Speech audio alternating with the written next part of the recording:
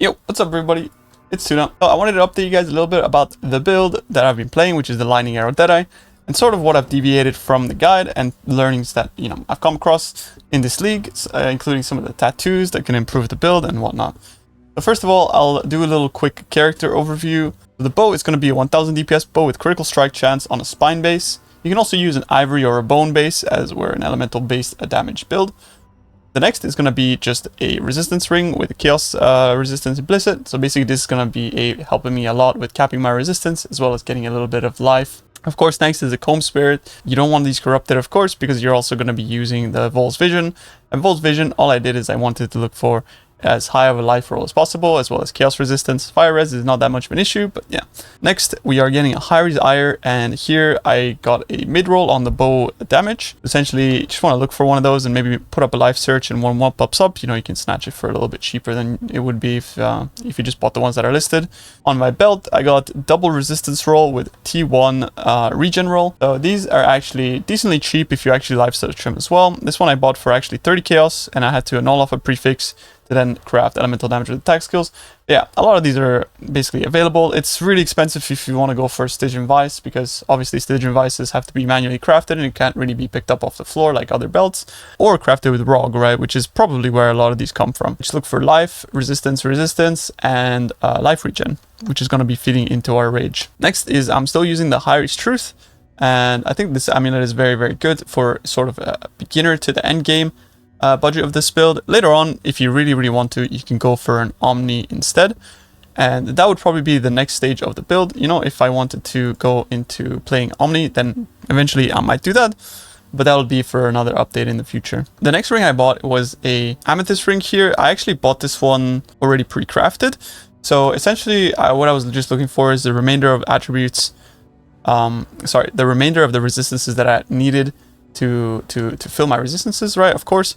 And then I managed to find one with attack speed and some life, so all I had to do then is just craft elemental damage with attack skills and be done with it. And finally, the boots are actually one of the hardest things to craft, because you also have to really worry about the Eldritch implicits. And yeah, these are the boots I crafted.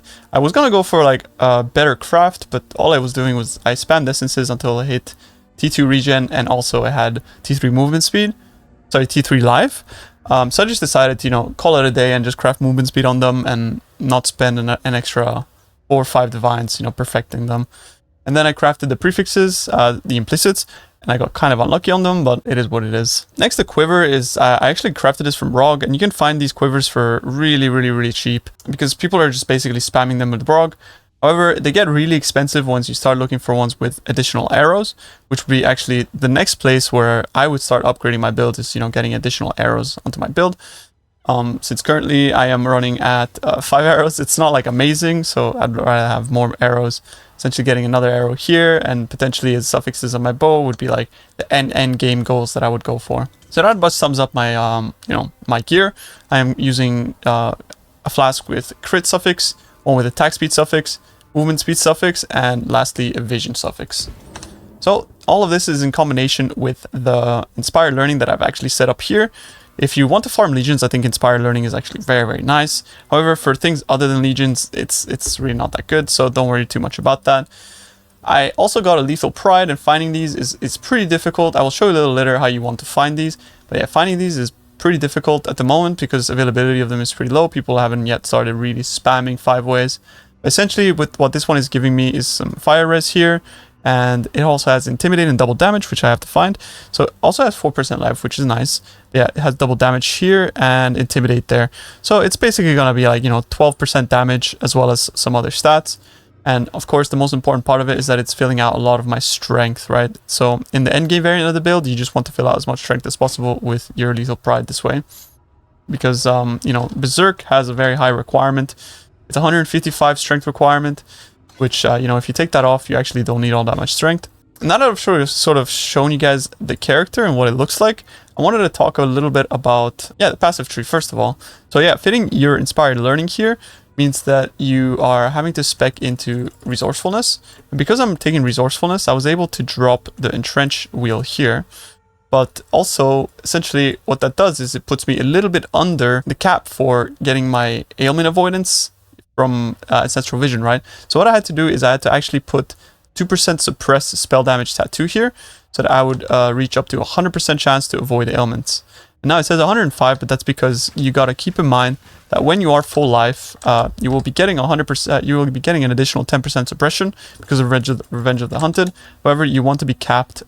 You want to be capped outside of that, so you do not want conditional cap, especially for ailment avoidance, because there's a lot of altars in this video game that reflect ailments back to you, and you know it's just an awful mess, right? Like if you have to be full life every time to not get ailments reflected to you, that's not nice. So since I'm also doing Expedition, getting this mastery here, monster cannot block your attacks, is really good.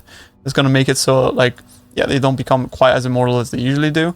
That's pretty nice. And I am of course still taking the blind mastery here. A lot of people have asked me, you know, how do you blind? And you know, you're getting percent chance to blind here, and then also percent chance to blind there, so you can get the bonuses of 60% increased critical strike chance, as well as another 50%, so it's like 110 crit to blinded enemies, plus another 25. So basically you're getting a ton of crit strike chance here. One thing that a lot of people have actually missed as well on the build is they asked me how you know, do you sustain mana? And essentially what I'm doing is I am reducing it by taking the mastery that basically splits 30% of the cost into life cost. And since we have leech and life gain on hit, this mastery here is going to make it so it's going to drastically reduce the cost of our attacks.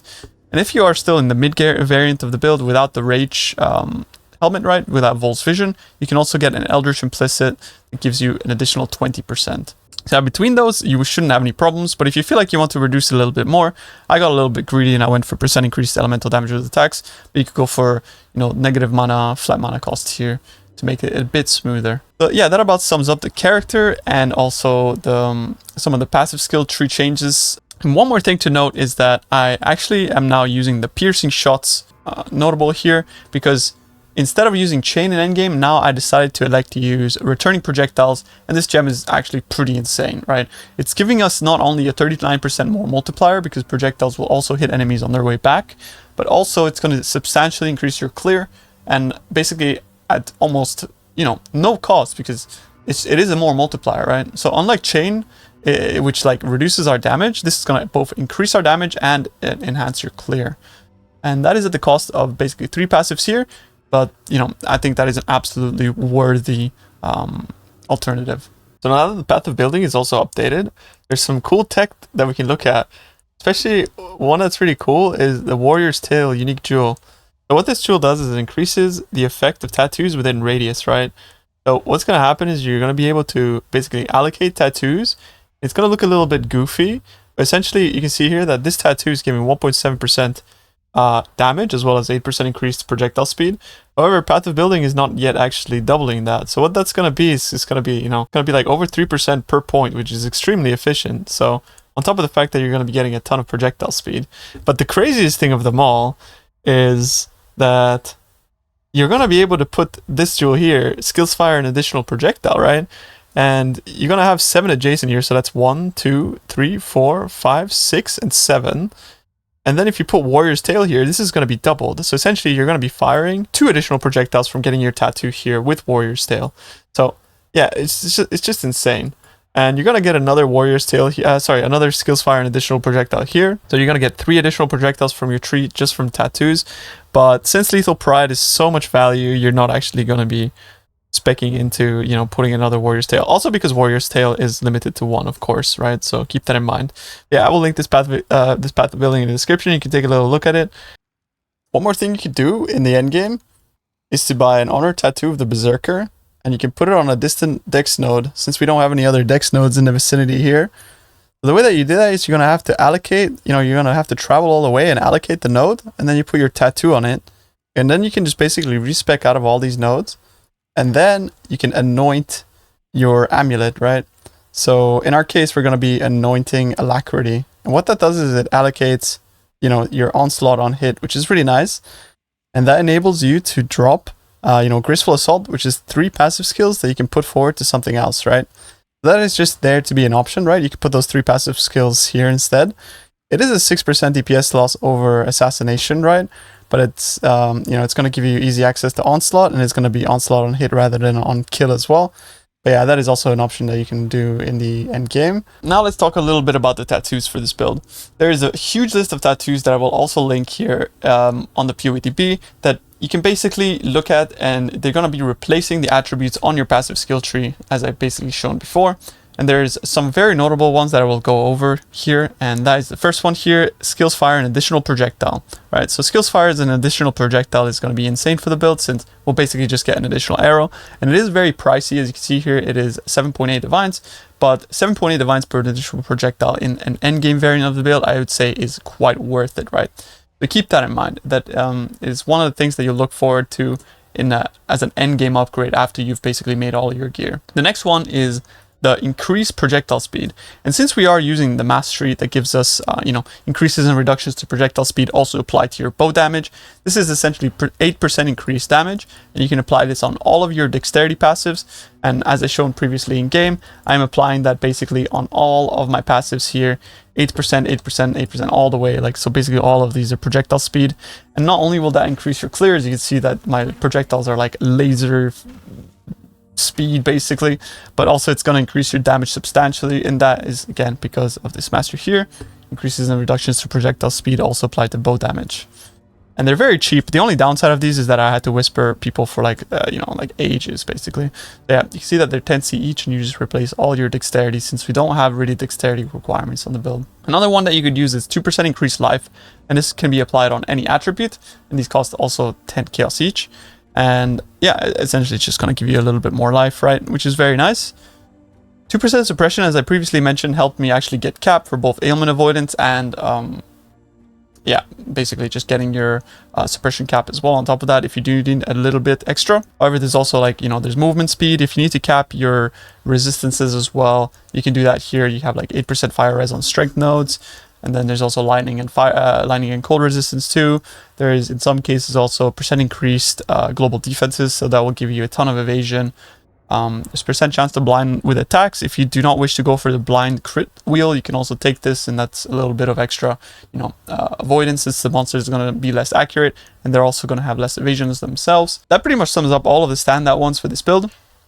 There's another good one that I still have to POB, which is increased effect of your marks, right? Marks.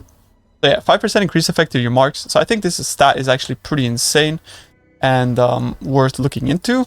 And that would be like basically another tattoo that I would consider to be very worthy for the build. So finally, now that we talked about tattoos and things like that, as well as the passive tree and my gear progression, I wanted to go a little bit about over like the crafting process for the bow, which is, the most important part of the build, since the bow is your damage and also your critical strike chance. So yeah, basically how I crafted the bow is you want to purchase a bow with T2 fracture. That's going to be T2 fracture damage here, you can see. And I have made a search. I can show you guys basically how to make a search here. And you want to look for damage local fractured. You want to type tilde first. So tilde damage local fractured. And you can see that there's fire damage, lightning damage, and also cold damage. And the easiest way to get T2 modifiers would be to type 250 for lightning damage at the minimum, and then 200 for cold damage. You should also click count and then go for 1, and then type spine bow here at the top. Yeah, just like so. And you can see that they start showing up, and they're like 5 divines for the base. These will slowly go down over time. But yeah, essentially it's going to cost you anywhere from 5 to 7 divines, depending on the role that you want and the time of day that you purchase these. What you'll do is you'll buy one of these, and then you'll be at this process here. So the next thing that you'll do is, for example, if you have cold damage fractured, you would go for a fire or lightning essence. Since I have cold damage fractured and the highest other elemental roll is lightning damage, I'm going to use the lightning damage essence. And what you're trying to do here is you're trying to spam the essence until you have either a T1 suffix that you want to keep, or a T2 plus elemental roll on your bow. So the process would just be doing this over and over and over again.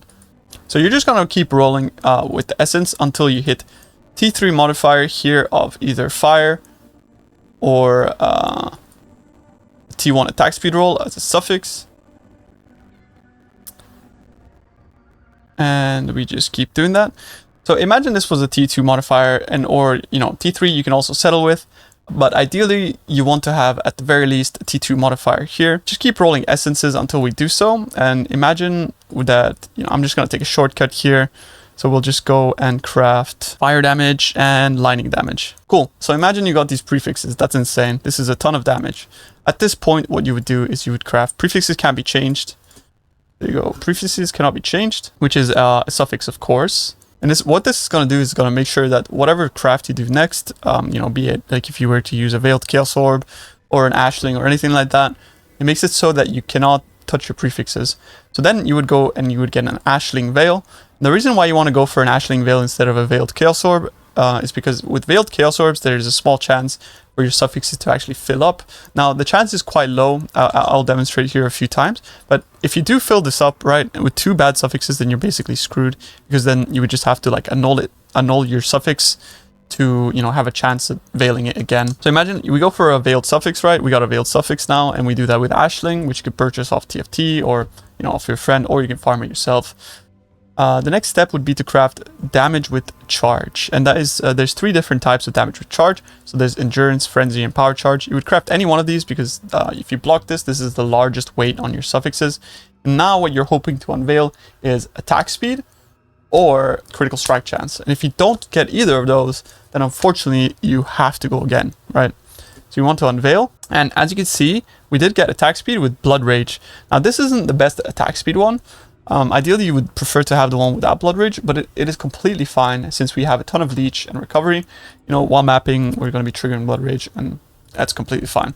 So at this point, then all you would do is you would craft critical strike chance, and you can go for the hybrid one with intelligence as well. Since we are actually quite intelligent and strength starved on this build, it is really nice to have an extra little 24% and 24% crit, and that would be it. That would be your bow, and that is your endgame weapon until you want to spend, an extra. God knows how much on getting like 2 additional arrows, but that is a very endgame thing that we won't go into over in this video. One thing that you could do is you could craft dexterity and slam first, but I think in some ways that is a little bit risky because if you do end up slamming critical strike chance, and it's a low critical strike chance roll, that kind of sucks, right? But it is usually better to craft dexterity because dexterity is like the biggest blocker. So if we look here through some slams, imagine you hit like this, you'd be over the moon, right? So you'd get this and then you would finish off by crafting critical strike chance there. But next I wanted to go over how you craft your boots, because the boots are the other thing in the build that we want to basically be crafting from scratch and not looking on trade, since there's not really going to be availability of these early. So what I did is I got a T1 fractured resistance. This can be cold, fire, or lightning resistance, depending on what your build needs. But keep in mind that you can swap resistances on your other items to suit, to make sure that you are capped. But imagine you have cold resistance, right? And you want to get that on sling boots, ideally, right? Because they have the highest evasion, but it's not going to be like that huge of a deal. The evasion difference is quite marginal, so yeah, keep that in mind. At this point, since we are quite chaos red starved, what I did is I grabbed Envy Essence. And what you will do is you will keep spamming Envy Essences until you get, T1 life regen roll. Now in this case, if I rolled something like this, right, with a T1 resistance and T1 life, I would probably just sell these. At this point, you would just craft movement speed and you would sell them. But for the purpose of this video, we'll keep rolling, right? So you want to roll this until you have T1 flat regen. So here we got T2, right? Which is also fine. But ideally, you want to keep going until you have a T1 roll of that. So what I'll do is I'll actually just, program that in. Boom. Okay. Big. We got our suffixes.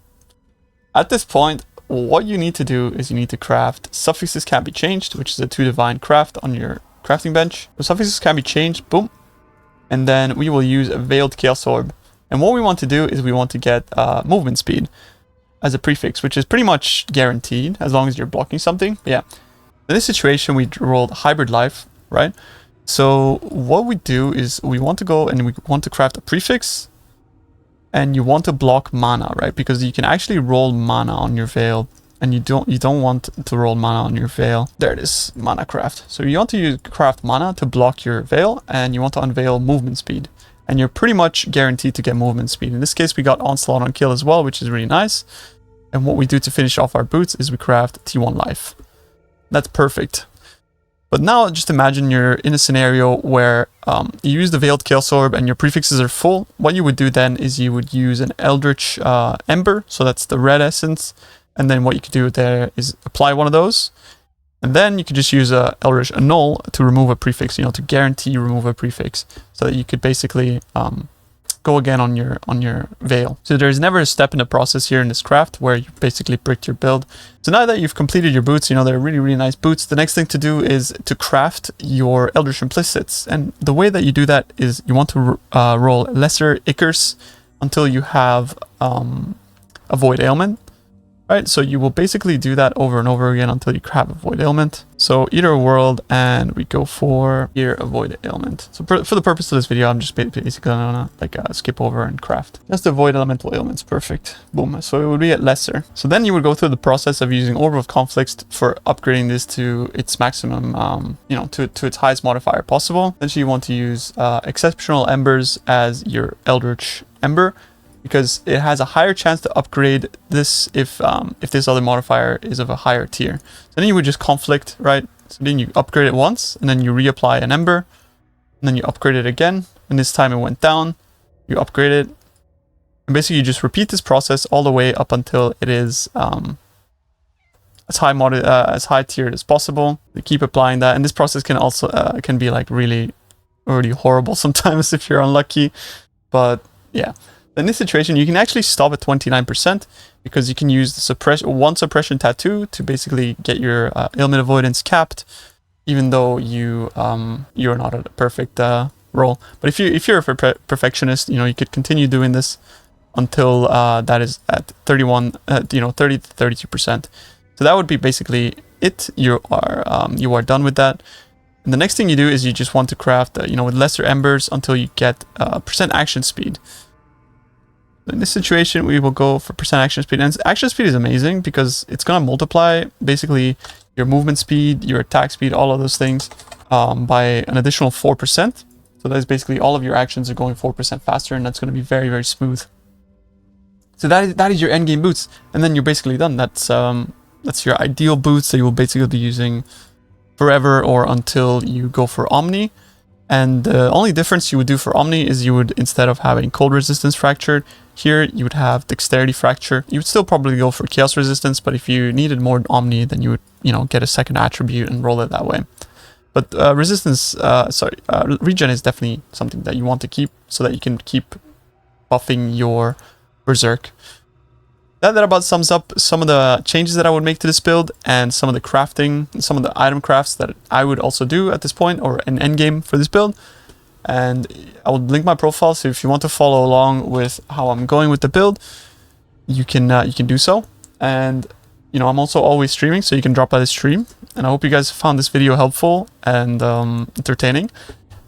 I hope I didn't waffle on a little bit too much. This was mostly like a live take, but yep. I hope you guys enjoyed the video. Thanks again, and I hope you guys are having a blast this league. I appreciate you guys. Have a good one. Peace.